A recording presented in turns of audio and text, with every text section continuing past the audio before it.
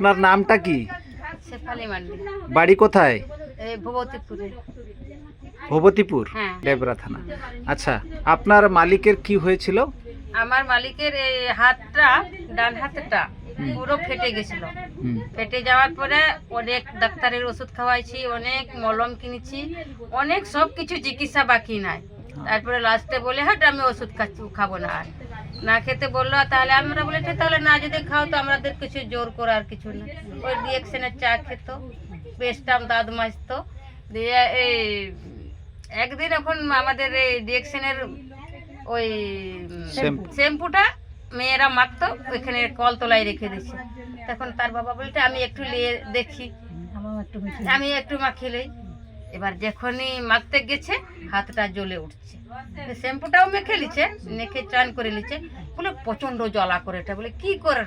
বলে হ্যাঁ প্রচণ্ড জ্বালা করে। বলে জ্বালা হোক, হয়তো কমবে তোমার। তারপরে ঘুমিয়ে গেল রাত্রে। জ্বালা করলো অনেকটাই, জ্বালা কম ফেটে ফেটে রক্ত গাড়াইছে না, ওই জ্বালা করলো তো অনেকক্ষণ জ্বালা করলো। তারপরে আবার পাখায়ে হাতে কম করলো। তারপরে একটু ঠান্ডা হলো, বলে ঝাঁপ করে ভাতটা দিয়ে আমি খেয়ে ঘুমিয়ে যাই। তারপরে দেখি না সে ফাটা যেটা রক্ত পড়তো সেগুলানের একটু মুখগুলান চুঁয়ে গেছে। মুখগুলান ভালোই একদম পুরা মুখগুলান যেন বুঝে গেছে। তারপরে আমরা বলেছি তাহলে আরেকবার সকালে মাখাতো। সকালে মাখছে, যখন খাওয়া টাওয়া দাওয়া করে মেখে বলেছে জলে আর ডুবা পড়ে মেখে থাকো। আবার বিকালকে একদম আবার অনেকটাই পরিষ্কার হয়ে গেছে। তারপর 2-3 দিন মাখতেই পুরা একদম ভালো হাতের মতন হয়ে গেছে। মানে কতদিন ফাটা ছিল? হ্যাঁ 4 মাস না 5 মাস।